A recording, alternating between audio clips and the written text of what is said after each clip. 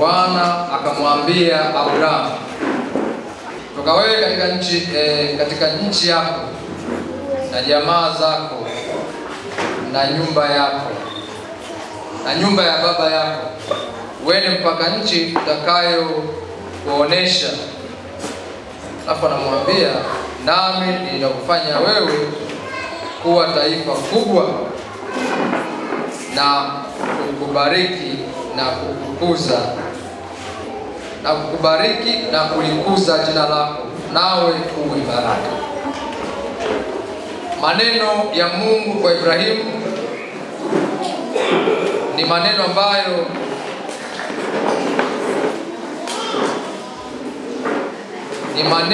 ambayo Mungu alipotuita katika kanisa lake, kila mmoja wetu alisikia sauti ikimuita kutoka mahali fulani kwenda mahali pengine. Na anasema, toka wewe kwenye nchi yako. Tumeitwa na Mungu kutoka mahali tulipokuwa. Wote tulikuwa kwenye dhambi. Na anasema unapotoka, toka si wewe peke yako, na jamaa zako na nyumba ya baba yako. Na anasema uende kwenye nchi nitakayokuonesha. Popote pale ukiona mtu amefanyika kuwa baraka mahali, ametoka mahali fulani amekwenda mahali pengine na amefanyika kuwa baraka mahali alipo, basi ujue amefahamu vizuri kuisikia sauti ya Mungu nayo iliyomuita kutoka mahali alipokuwepo kwenda mahali pengine ambapo hatimaye kwa kutumia vizuri vipawa vyake na karama zake Mungu amemsimamisha kuwa baraka. Na hata kanisani na mahali popote pengine, unapoona kazi nzuri inafanyika na kiongozi fulani au kazi fulani imetokea, hata kama basi ni kanisa kama hilo, ukiona limepigwa rangi vizuri, ukiona limewekwa vioo hivyo vizuri, tairi limekaa vizuri namna hii, jue kabisa ya kwamba katikati ya kazi hii kuna mtu fulani ambaye Mungu alimuinua na akamwita kwa jina lake na kumwambia, toka katika huo ufinyu wa mawazo ulionao, utoke katika hiyo hali duni ya mawazo ulionayo, uhame kutoka hiyo hali uende katika mtazamo mwingine mzuri zaidi wa maendeleo kwa ajili ya kazi yako. Kwa hiyo unapoona kazi nzuri imefanyika popote pale, yupo kiongozi aliyekuwa na njozi. Bwana Yesu asifiwe. Yuko aliyeota siku moja ya kwamba tutakuwa na tiles hapa. Hata hii kibweka kizuri ambacho kiko hapa, hii ni matokeo ya mtu mmoja aliyeota na hali nyingine. Kwa hiyo ni tabia ya Mungu siku zote, katika vizazi vyote na katika zama zote, anachagua mtu. Na Mungu ashughuliki na kundi la watu wengi. Mungu anapotaka kufanya mambo makubwa mahali, ashughuliki na watu wote, kwamba wote sasa waone hiyo njozi ambayo Mungu anataka aitimize mahali. Anashughulika na mtu, anaona ana utayari, huyo anaweza kusimama. Mungu anapitisha njozi yake kwa mtu huyo. Na hiyo ndio tabia yake vizazi na vizazi, na malengo ya Mungu siku zote duniani yanatimia kupitia watu waliokubali kuishi. Mungu nikupe mfano, mchache. Mungu alipotaka kusimamisha taifa la Mungu, aliamua kupita kwa mtu mmoja. Anaitwa nani? Abraham. Mungu alipita kwa huyo mmoja, Ibrahimu. Sasa kupitia huyu taifa langu litatoka hapa, na kupitia huyu watu wa dunia watabarikiwa. Kushughulika na watu wengi, mmoja Ibrahimu, na ulimwengu mzima, na sisi ni uzao wake, na nao kuja vizazi na vizazi wataendelea kubaki kwa uzao wake kupitia mtu mmoja. Taifa la Mungu lilipopigwa na mawimbi, taifa la Mungu lilipoingia kwenye njaa ya mahangaiko na mateso, Mungu alimuinua mmoja anaitwa Yusufu, akalitunza taifa lake katika nchi ya ugenini. Nakumbuka akaitunza, akamtunza, baba yake Yakobo mwenyewe na ndugu zake, ambao kupitia uzao huyu mataifa yote ya ulimwengu hatimaye yalitoka. Na unaweza kuikuta kwenye Mwanzo 45:3, ukisoma hiyo 3 mpaka 9, hiyo 45 utaona hicho kisa, au 50:20 mpaka 21. Lakini vile vile akamtumia mtu mmoja anaitwa Musa, yule kijana aliyezaliwa kwa Farao. Mungu akamchukua huyu akamtumia Musa kwamba kupitia wewe taifa langu lililoteseka utumwani utalitoa. Na Musa akasimama kwa niaba ya Mungu. Naona kabisa Musa akimkabili Farao, mtu katili ambaye alikuwa hawezi kusikiliza mtu hivi, lakini akamkabili Farao, na Mungu akafanya kazi na Musa, na Mungu akamtumia Musa na wana wa Israeli pamoja na mali zao, pamoja na wanyama wao, pamoja na chochote walichokuwa nacho, kama Mungu alivyoelekeza. Wakafanikiwa, wakatoka katika taifa la utumwa, wakasafiri, wakarudi, wakaenda zao Kanaani. Na Mungu akamwandaa Yoshua jemadari, akalipigania taifa la Mungu katika heka mbalimbali hapo jangwani. Yoshua mtu wa Mungu akasimama, akapigana vita, akisimama kwa niaba ya Mungu ambaye ndio jemadari mkuu, na Yoshua akafanikiwa. Watu wa Mungu wakafika Kanaani salama. Na hiyo unaweza kuipata kitabu cha Yoshua 1 kuanzia fungu la kwanza mpaka 9. Aliwatumia wengi wa kiume na wa kike, hakuishia kwa wanaume peke yake. Kuna mahali akamtumia nabii anaitwa Debora. Nakumbuka habari zake. Kitabu cha Esther, na akatumia kina Esther. Tumia Waamuzi 4:4, utaona ile habari ya Debora. Ukiangalia katika Esther 7:3 mpaka 6, Esther anasimama katikati ya mauti na uzima. Anasimama kwa ajili ya taifa la Israeli. Anasimama, anaenda kwa mfalme kwa ushujaa mkubwa na kumnusuru kuchinjwa kwa watu kwa taifa la Israeli. Kwa hiyo Mungu aliwatumia wa kike na wa kiume, na anafanya hivyo hata leo. Mungu anafanya hivyo hata leo. Yaani anawatumia watu wa kike, anatumia watu wa kiume wenye karama mbalimbali, na Mungu anaweka karama humo. Hawa watu wanasimama, kanisa la Mungu linajengwa, na kanisa la Mungu linapiga hatua siku kwa siku, kanisa linasonga mbele. Kwa hiyo hapa kanisani Mungu ameweka vipawa kwa wanawake, ameweka vipawa kwa wanaume, ameweka vipawa kwa vijana, ameweka vipawa kwa watoto, ameweka karama kila mahali, na hawa wote kusudi lake ni kwa ajili ya kujenga mwili wa Kristo. Bwana Yesu asifiwe sana.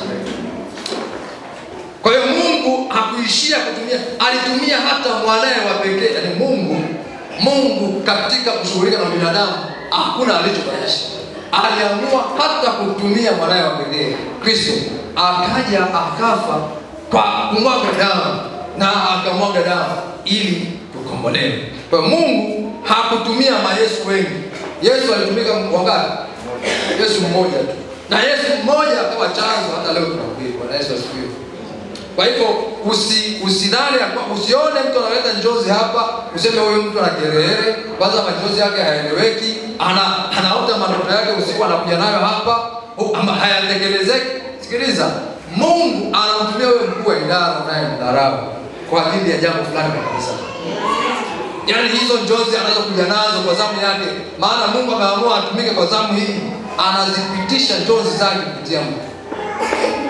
Kwa hiyo wewe ambaye ni mshiriki, na wewe ambaye ni mwanachama wa chama fulani cha A1, jua tu kwamba njozi zinazokuja na kiongozi aliyewekwa wapo katika kipindi chake, Bwana anapitisha ujumbe wake kwa huyo mtu.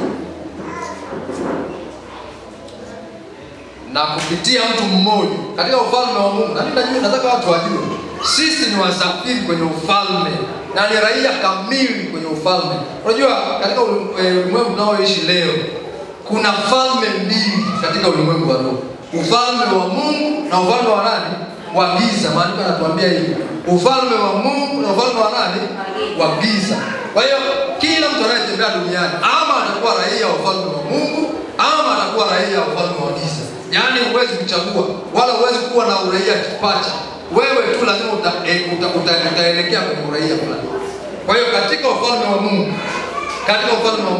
raia wanaotembea kwenye ufalme wa Mungu, Mungu imekuwa ni mazoea yake kutumia mtu mmoja kupitisha njozi zake, na kupitia huyo Mungu analeta ushindi mkuu. Ni ajabu sana kwamba katika kitabu cha Ezekiel 22:4 ni ajabu, Mungu anasema maneno haya: nami nikatafuta mtu miongoni mwao atakayetengeneza boma na kusimama mbele zangu mahali palipobomoka kwa ajili ya nchi, nisije nikaiharibu, lakini sikumuona mtu. Unajua ni ajabu Mungu kusema kwamba kumbe kuna wakati anatafuta watu ili apitishe njozi, alafu anasema sikumuona mtu. Kuna wakati fulani fulani watu wanakataa kupokea jobs. Wanakataa kusikiliza maelekezo ya Mungu. Wanakataa kutumwa. Hata hapa tukichagua watu wanaokataa. Sio wao wanaosema mimi sitaki tena, nimeshakuwa kiongozi muda mrefu. Na wengine wanasema mimi nimekaa kwenye idara muda mrefu sitaki tena. Kuna wengine tu ukiwatuma ukiambia kuna ubatizo, safari tunaenda kubatizia kule Rongai, wanasema mimi siendi. Kule ni mbali, hataki. Mungu anasema nikatafuta mtu miongoni mwao ili ni mtume. Mtu mmoja nikamtafuta ili nitengeneze boma, lakini sikumuona mtu. Sikuona. Nilipotafuta kila mmoja nikaona anaugua. Kila mtu anasema mtoto wangu ni mgonjwa. Kila mtu anasema hapana, safari hii niko busy, project yangu niliyofungua na niko busy, sina nafasi ya kwenda ya kufanya kazi ambayo ananituma. Mwingine anasema sasa hivi ni mgonjwa, mgongo wangu unauma, siwezi kutembea kwenda mbali kwa ajili ya kwenda kufanya kazi ya Bwana. Maudhui. Hitaji kubwa la nyakati zote, vizazi na vizazi, katika watu wa kada zote, jamaa, taifa na mataifa, taasisi na mashirika ya dini, ni kupata viongozi wenye utayari na wenye sifa na uwezo wa kuongoza wengine. Ndio hitaji kubwa katika zama zote, katika kada zote. Viongozi wenye uwezo, viongozi wenye hekima katika kuwaunganisha watu. Mungu anawatafuta sana hao, kuunganisha watu ili kuwafanya kuwa wamoja katika kutumia karama, kutumia vipawa, kutumia talanta, kutumia huduma na rasilimali walizo nazo kwa manufaa ya maendeleo yao. Mungu anatafuta wao watu wenye uwezo, hekima na uwezo ya kuunganisha watu. Yaani ukiwa umepewa nafasi ya kuwa kiongozi wa idara fulani au hata kama umepewa kiongozi wa watoto, moja ya sifa ambayo Mungu anatamani kuiona ni kuona unaunganisha watu. Maana ukweli ni kwamba hakuna mtu aliyepewa karama zote. Tunategemeana. Yaani huyu anategemea karama ya huyu. Na Mungu anasema Roho anagawa karama kwa watu. Kila mtu anapata karama yake kwa kusudi la kujenga mwili wa nani? Ndio maana tukifanya ibada kama hakuna kuwaya, mambo hayaendi sawa sawa. Si kweli? Tukifanya ibada kama hamna mashemasi wazuri wanaofanya usafi hapa kupendeze, wanaokaribisha watu wanaohudumia watu, kupanga vile vitu vizuri na kutukaribisha, tutakaa holela, mambo yatakuwa hayako sawa sawa. Kwa hiyo katika mazingira kama hayo tunaona kila karama inalijenga kanisa. Ukiwa na shemasi mkuu smart, kanisa la Mungu linakuwa smart, si ndio? Na unaweza ukawa mzee wa kanisa mzuri lakini una karama ya kuwa shemasi. Ni kweli uongo? Ni kweli uongo? Naweza kabisa ukawa wewe ni mkuu wa kina mama mzuri, kiongozi safi, una uwezo wa kuunganisha kina mama, lakini wakiwa kwa Dorcas huwezi. Wakiwa kwa shemasi mkuu huwezi. Kwa hiyo kila mtu katika kanisa ana umuhimu wake. Kila karama katika kanisa ina thamani yake na umuhimu wake. Sasa leo nimepanga tu nizungumze habari ya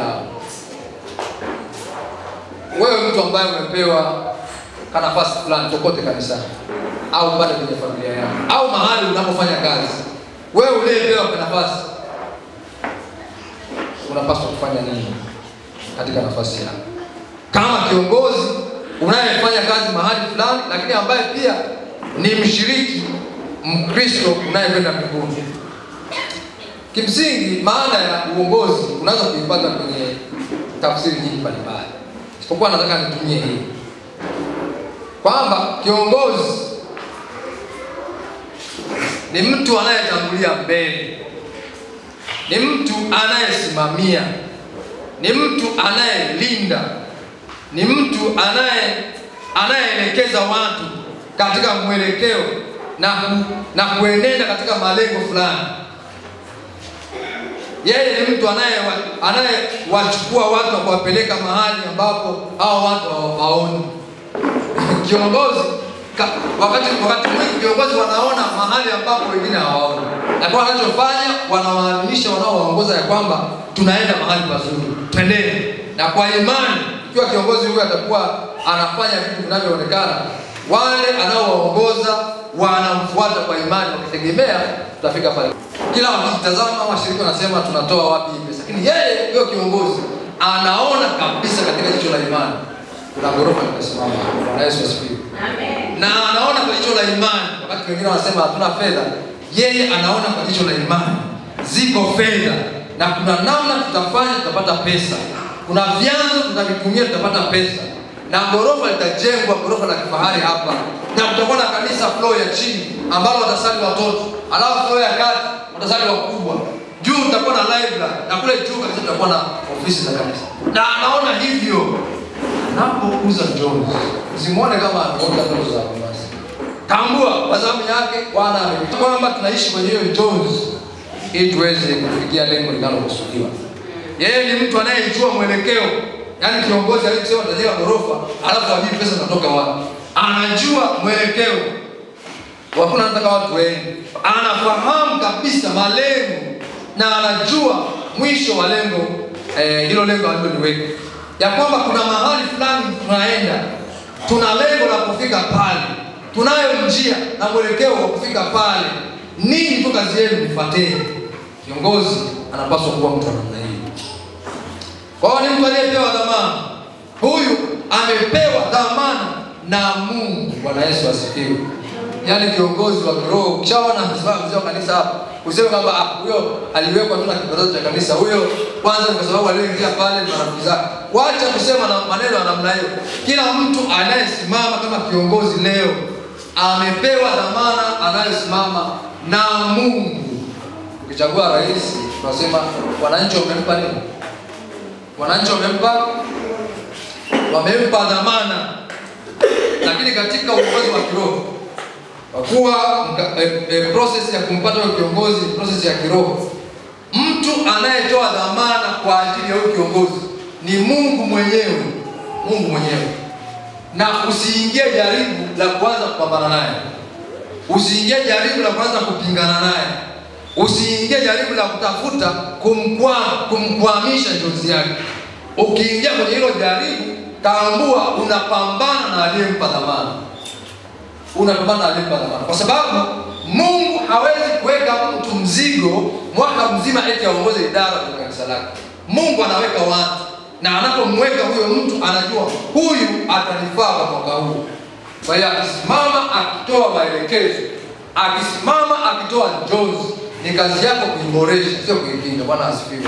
Amen. Ni kazi yako kuonesha ya kwamba badala ya kufanya kitu A peke yake, kuongeze na kitu C ili tufanikiwe zaidi. Ni kazi yako kumsupport na kumtia nguvu ili aweze kufanikiwa vizuri kwenye lengo ambalo limewekwa mbele. Yeye ni mtumishi wa bahati nzuri. Hawa viongozi sasa ambao Mungu anawaweka, hawaweki kwa mabosi, anawaweka kwa watumishi. Ndio maana tukija hapa kanisani siku ya Sabato, tukifika pale nje pale kuna watu wanatupokea. Na kama kuna mabawabu wazuri na mashemasi wazuri kwenye kanisa la Mungu, ukifika tu, yani sehemu nyingine hata ukifika ukipaki gari watu wanafungulia mlango, wanakuelekeza vizuri, wanakupokea na Biblia yako, wanakupeleka kwenye kiti, wanakifuta vizuri, wanakwambia karibu, jisikie vizuri nyumbani kwa Bwana. Kuna makanisa mengine hapo utaenda utakuta watu wanapokea wale mama vile vipochi, wanawaongoza vizuri, wanawakalisha mahali, wanatulia. Na watoto nao wanatulizwa mahali walipokaa kwa utaratibu kupitia hawa watumishi wa Mungu. Kwa hiyo kimsingi uongozi ni utumwa, utumishi. Huyu ni servant, a servant of people. Yaani huyu sio boss. Na ndio maana kila siku hawa wazee wanaanza na kufikiri namna na kuombea waumini. Yaani wanawaza, wanawaombea waumini, wanafikiria habari ya kila mtu ambaye yuko hapa, wanamfikiria kwamba tumfanyeje, tumsaidie kiroho ili tusafiri kufika mbinguni. Kwa hiyo hakuna sababu ya kupambana naye. Ndio maana maandiko yanasema ombeeni sana viongozi wenu, maana wanawafikiri sana, si ndio? Wanafikiria sana kwa habari ya mambo yenu. Waombeeni hao viongozi. Ukitaka hiyo utaisoma kwenye Kutoka 10:25 ya habari za Musa. Na utaikuta katika kitabu cha Kutoka tena 13:21 mpaka 22 au Yuda au Mwanzo 46:28. Unaweza ukaiona hapa. Kwa hiyo kiongozi wa kiroho sio mtawala. Yeye ni mtumwa, na ijulikane hivyo, na ichukuliwe hivyo, na viongozi wajisikie kwamba ni watumishi wa Mungu. Yaani Mungu ndiye boss, alafu viongozi ni watumishi wake, alafu waumini hawa ni raia kwenye ufalme wake. Bwana Yesu asifiwe. Amen. Yaani ikiwa serikali ina watumishi wa serikali na Mungu watumishi wake ni viongozi wa kanisa na yeye ni boss. Kwa hiyo Mungu ikiwa kwanza, hata hivyo Mungu anasema utawala wake katika ufalme wake, namna ya utawala wake sio namna ya utawala kama tunavyoona kwenye serikali za kawaida. Maana yake tunakielelezo yeye mwenyewe kupitia Yesu tuliona, tukupitia Yesu tuliona hakuja Yesu kukaa kama bosi. Yesu alikuja akawa mtumwa, si ndio? Utakuwa umesahau katika ile tendo la meza ya Bwana. Unakumbuka hilo? Unakumbuka hilo? Amesema nendeni mkaandae chakula kizuri. Watu wakaenda kuandaa karamu nzuri, ile tunaita meza ya Bwana, ikaandaliwa vizuri. Na alipofika pale, yeye anaitwa Rabi, tena mwalimu, wanamuita Bwana, akafika akaamua kuwanawisha. Hata waliopiga vumbi akawanawisha miguu. Na mmoja anasema, Petro anasema huwezi kufanya hivyo Bwana. Wewe ni bosi wangu, huwezi. Anamwambia wewe usipofanya hivi sina ushirika. Una ushirika nani? Anamfundisha utawala wangu sio utawala huu.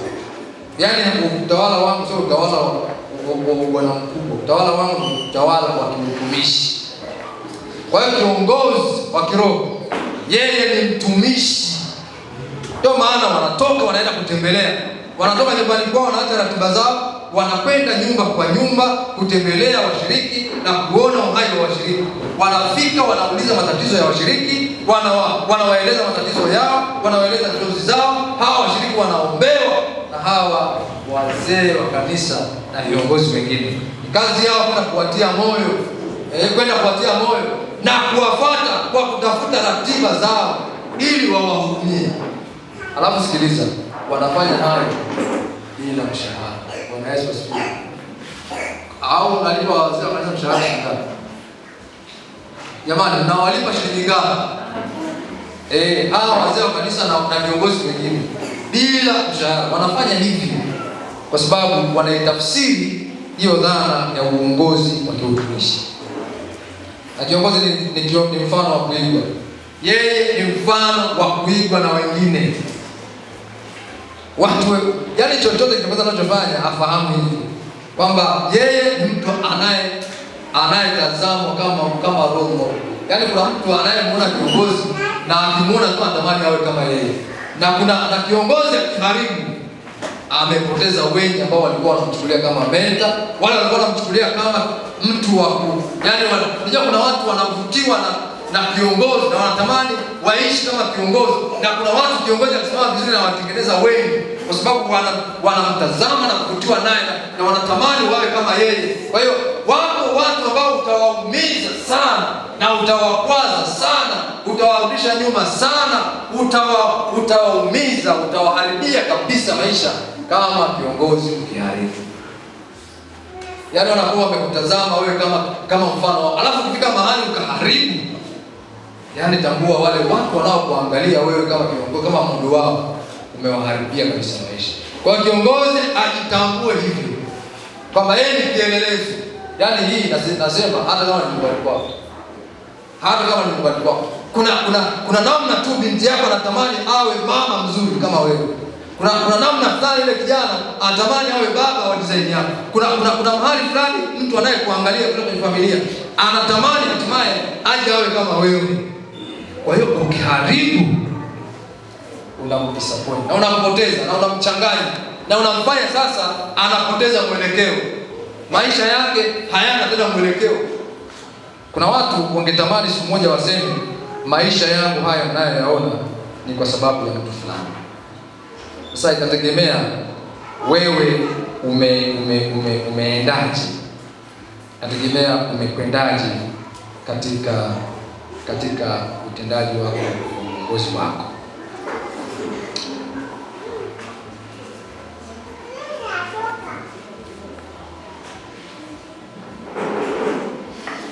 Sasa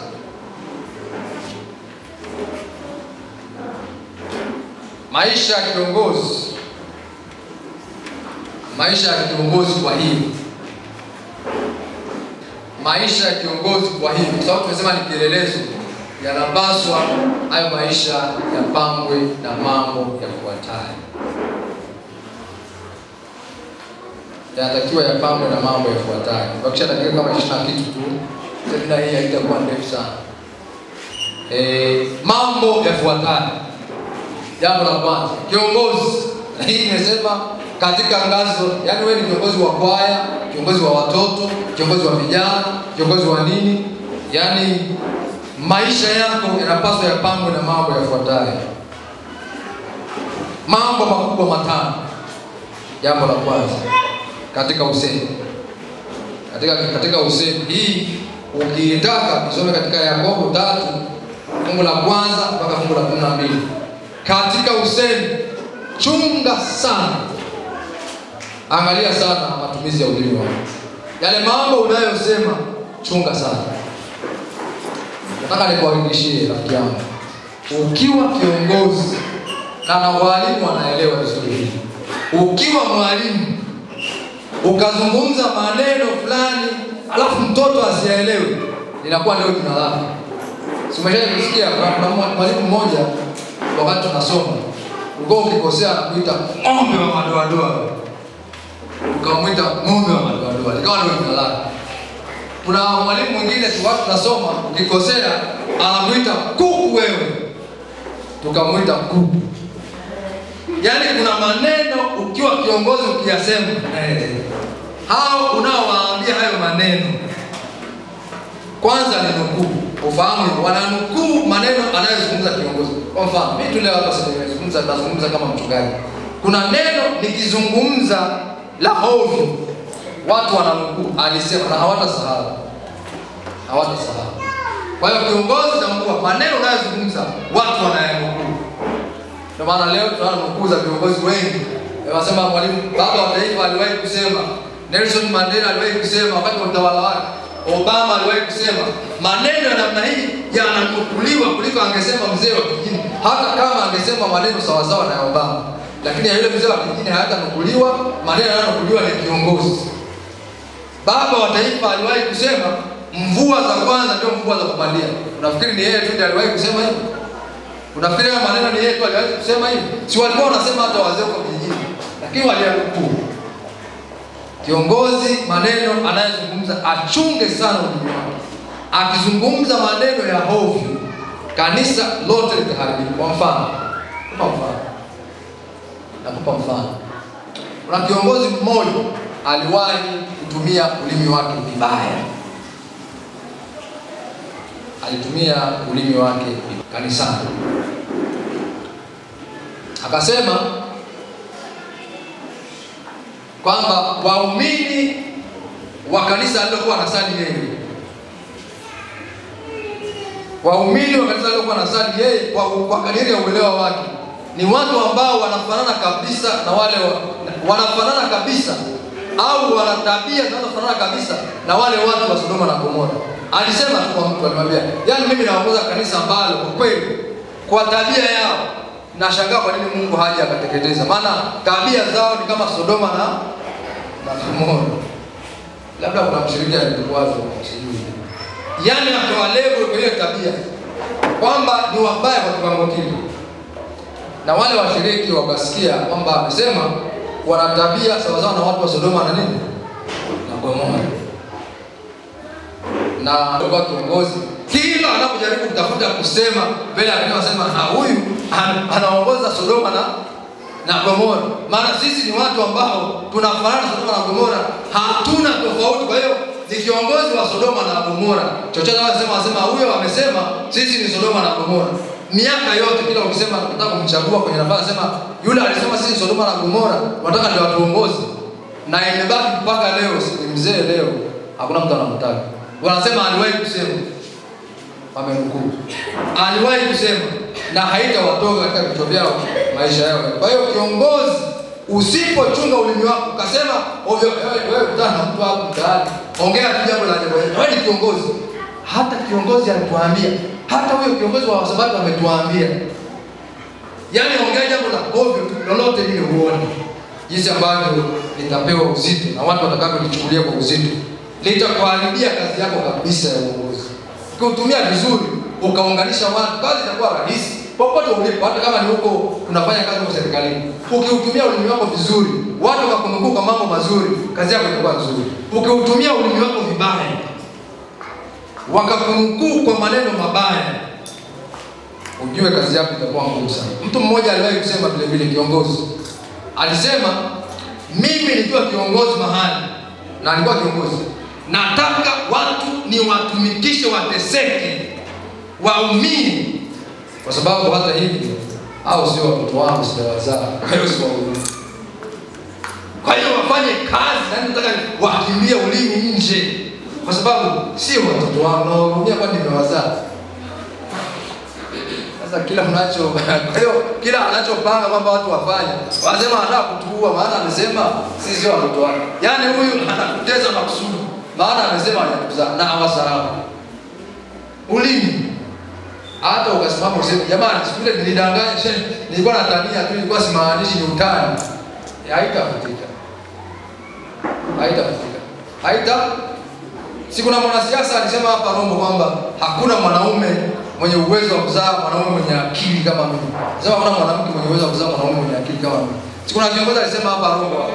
Si nyewe mnakumbuka? Ndio. Kwani mmesahau? Watu kwa sababu hiyo tu wakasema huyu kwa sababu amesema hivi amekufuru.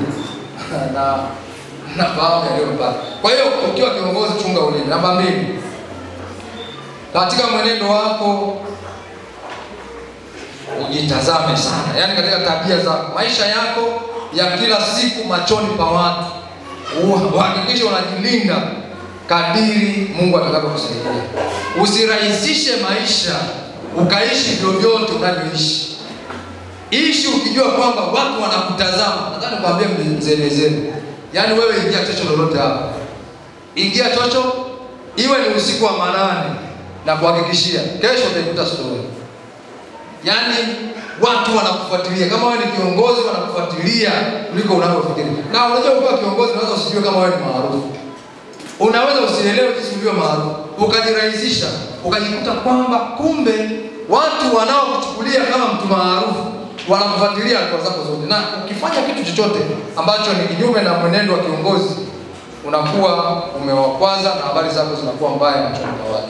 Ukisoma katika Mathayo 5:16 utaiona, ukisoma Petro wa kwanza 2:11 utaiona, ukisoma Filipi 2:14-16 utaiona ikikueleza kuhusu mwenendo. Sina muda wa kusoma hayo, tungeasoma. Mwenendo wako uwe safi.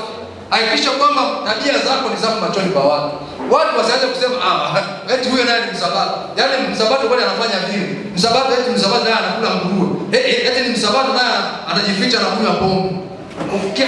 Msabato naye ana vimada au ana watoto wa nje. Yaani ikishafika hapo sasa, kiongozi unakuwa umeharibu kabisa kazi ya Mungu. Na umeharibu reputation yako. Yaani vile watu wanakuona na kukutazama, na heshima ulionayo kama kiongozi inapungua kabisa kwa sababu ya mwenendo usiofaa. Kwa hiyo mwenendo wako ulinde kwa gharama yoyote. Linda kwa gharama yoyote.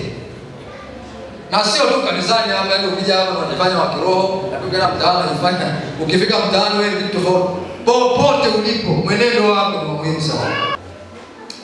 Jambo la 3, kama wewe ni kiongozi wa namna yoyote ile, hakikisha ya kwamba unawaonesha watu na watu waone upendo. Yaani hakikisha kwamba unawaonesha watu upendo na watu wakikutazama waone upendo. Bwana Yesu asifiwe.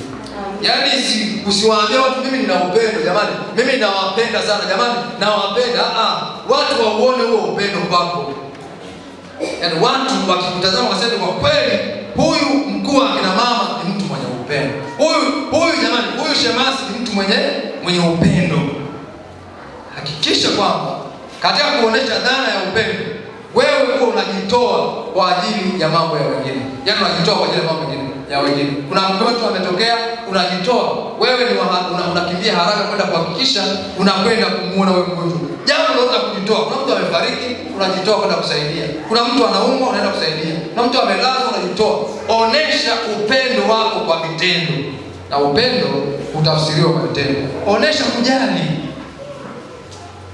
Mtu anakuambia sijaja kanisani leo kwa sababu au sijaja kanisani sabato mbili. Nina mgonjwa hapa, ninamuuguza mama mkwe. Yuko hapa na muda mrefu anaugua na mimi ndiye naye naye.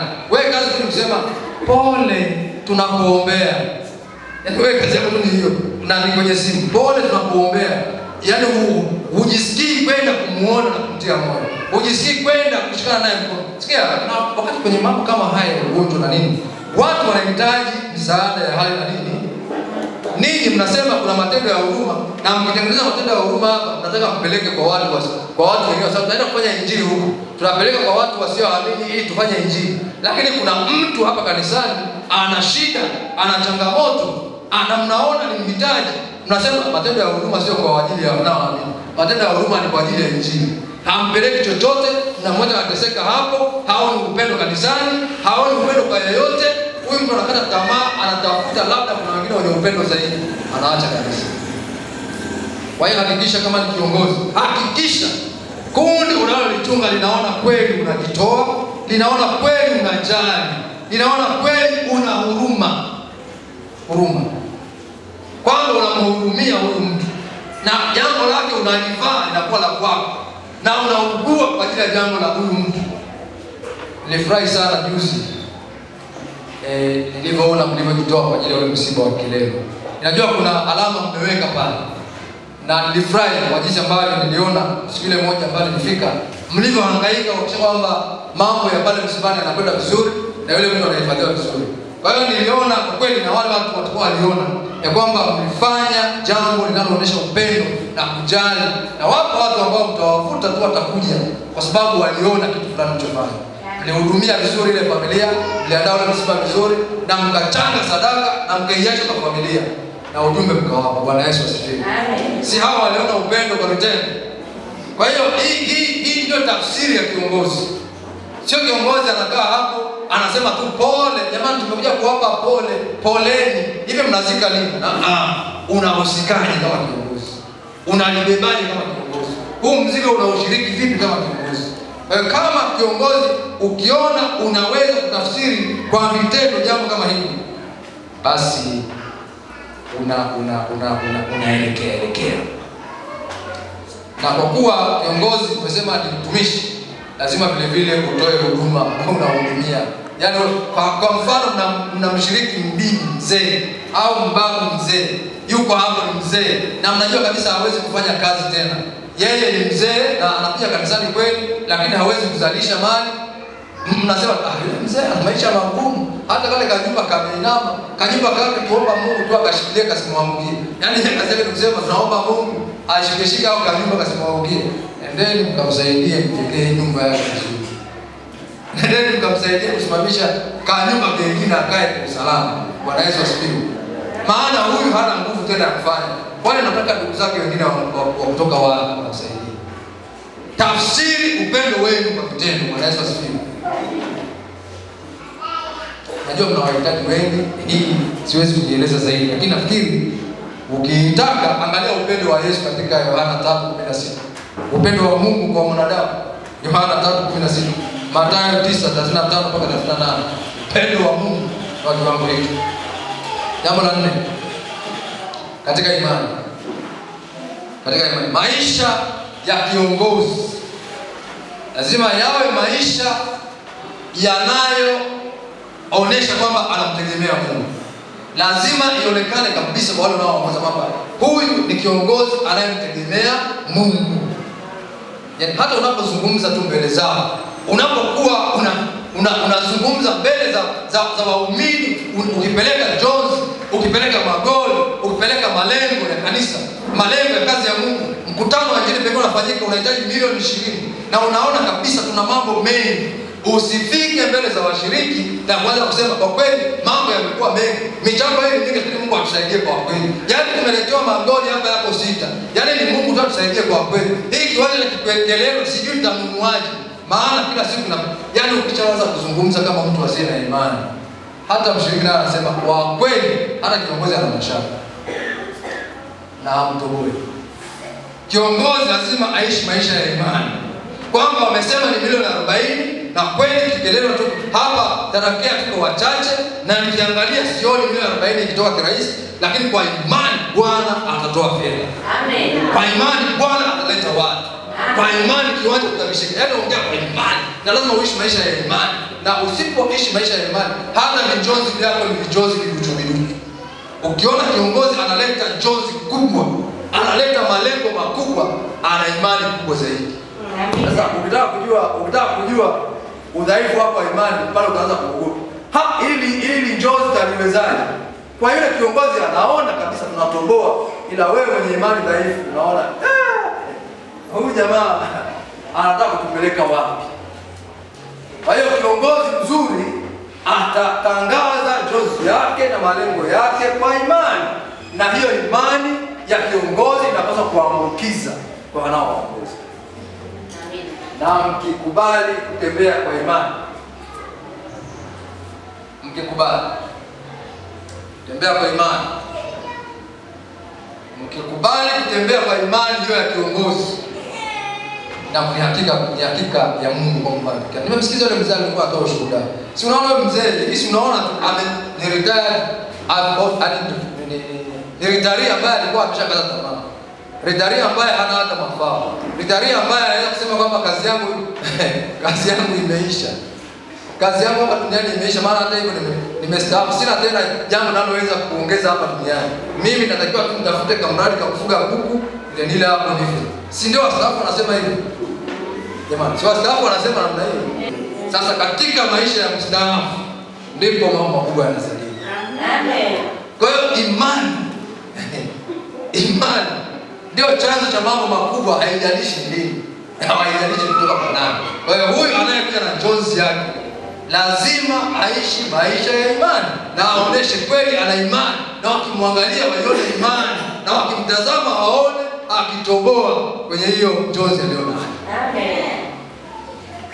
Na ukishindwa kuonesha kuwa na imani, usitegemee anayekusikiliza ndiye atakayekuwa na imani. Ukitaka hiyo, isome katika Hesabu 14:11, katika Yeremia 17:5, katika 5-8, katika Warumi 1:17 na Wagalatia 3:11. Unaweza ukakuta hapo mambo mengi sana yanayokusaidia wewe kiongozi kuwa mtu anayeishi kwa imani. Jambo la mwisho katika usafi, kiongozi ni lazima kujitahidi. Maisha yako yakitazamwa kwa macho ya nyama, tukuone kama mtakatifu anayetembea duniani. Yaani muonekane kama mtu mwenye maisha matakatifu. Na maandiko yanasema jitahidi kujionyesha kwamba umekubaliwa na Mungu. Si ndio? Kiongozi lazima ajitahidi kujionyesha ya kwamba amekubaliwa na Mungu, na lazima avae viatu vyake vizuri. Kiongozi kazi yake kubwa ni kubariki anaowaongoza. Yaani kuna mtu anayeweza kuwa kiongozi hashukuru hata kuomba. Akiongoza hata program anamwambia mtu mwingine omba. Hana ujasiri wa kuomba, maana ana wasiwasi kwamba maombi yake hayatasikiwa na Mungu. Ishi maisha matakatifu, tengeneza mambo yako na Mungu ili Mungu afanye kazi ndani yako. Ukitaka mambo yako yafanyike vizuri na ufanye mambo yako idara yako vizuri, hakikisha kwamba Mungu anaishi ndani yako. Na hakikisha kwamba wewe unaishi ndani yake. Hakikisha ya kwamba una uhusiano wa moja kwa moja na Mungu. Hakikisha ya kwamba kuna muunganiko kati yako na Mungu. Hakikisha Mungu anaonekana maishani mwako. Bwana Yesu asifiwe. Na kiongozi aliyefanikiwa ni yule ambaye ameweza kuonesha hilo. Yaani wewe kama unaishi maisha yako ya ovyo na mambo ya kiroho haya tofauti na vile vile. Kama tu watu wanatafsiri maisha yako maisha hivi ya ovyo, wanasikia tu mara hivi, mara vile. Hata ukizungumza huna kwanza nguvu ya kuzungumza. Ile power hakuna, uwezo wa kuzungumza hakuna, command power hakuna, authority hakuna, huna ni mtupu kabisa. Huna, ukisema hata hawasikilizi kwa sababu huna chochote kinachonena ndani yako. Yaani maneno matupu kabisa, hayana msukumo mwingine wa roho ambaye anasukuma haya maneno yawaingie watu mioyoni mwao. Kwa hiyo kwani kiongozi mpiga kelele tu ambaye njozi zake akaanzisha kufanikiwi kwa sababu ni kiongozi asiye na mahusiano na Mungu. Kiongozi aliyefanikiwa, kiongozi aliyeamua kutengeneza mahusiano yake na Mungu. Na ukitaka kufanikiwa, katika hata malezi kule nyumbani, hakikisha kwamba mahusiano yako wewe mzazi na Mungu yako sawa sawa. Ukiunganisha mahusiano yako wewe na Mungu yakawa sawa sawa, hata watoto wako ukiwakanya jambo wanakusikiliza. Lakini kama ni hivi hakuna Mungu, mambo ni holela, hata ukizungumza mtoto anaona ni debe tupu, hakuna lolote, hakuna utisho, hakuna utukufu. Hakuna utukufu. Hakuna utukufu. Nguvu ya kiongozi wa kiroho inafichwa kwenye utukufu. Wale kiongozi wa kiroho sio kwamba ana jambo lolote la ziada. Hana kitu chochote zaidi kama wewe, isipokuwa tofauti ya kiongozi huyu na wewe, amefunikwa na utukufu kama Mungu. Bwana Yesu asifiwe. Ka utukufu haka kanamfunika wakati wote akiwa kiongozi. Maana naambiwa usimnyooshewe mpaka mafuta wa Mungu kidole. Maana kuna kautukufu kamefanyaje? Kamemzunguka. Na Mungu anamzungushia kautukufu ili aseme kwa niaba yake. Ndio maana akimaliza uongozi anakuwa kawaida.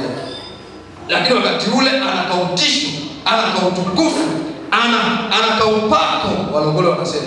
Anakaupako akisema kila mtu anasikiliza, kanisa linatulia wanasikiliza.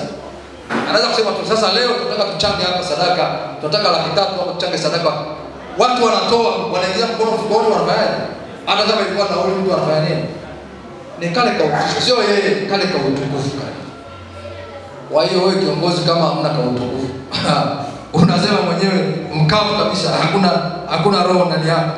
Hakuna upako huo. Hakuna ambaye atakusikiliza. Unaweza kusema tuchanga alafu zikachangwa shilingi 1000 ngapi? 1000 ya kwako na ya pili ya mke wako. Wengine wanakuangalia. Kwa hiyo lazima kuwe na maisha matakatifu yenye ushuhuda. Yani watu wakikuangalia wana ushuhuda wa maisha yao. Maisha yenye ushuhuda mbele za Mungu na mbele za watu. Kiongozi wetu, yani wajivunie kiongozi wetu. Huyu ndio kiongozi wetu. Yani sio kiongozi ambaye mpaka ukiwa mahali wanaogopa kukutambulisha. Wanaogopa kusema kwamba huyu ni kiongozi wangu. Maisha yenye ushuhuda. Ukitaka hiyo ni Zaburi 16:3, Kumbukumbu 23:14, Petro wa kwanza 3:16 mpaka 17, Petro wa kwanza 16. Haya ndio mambo mangapi kiongozi anapaswa kujifungamanisha nayo akitaka kufanya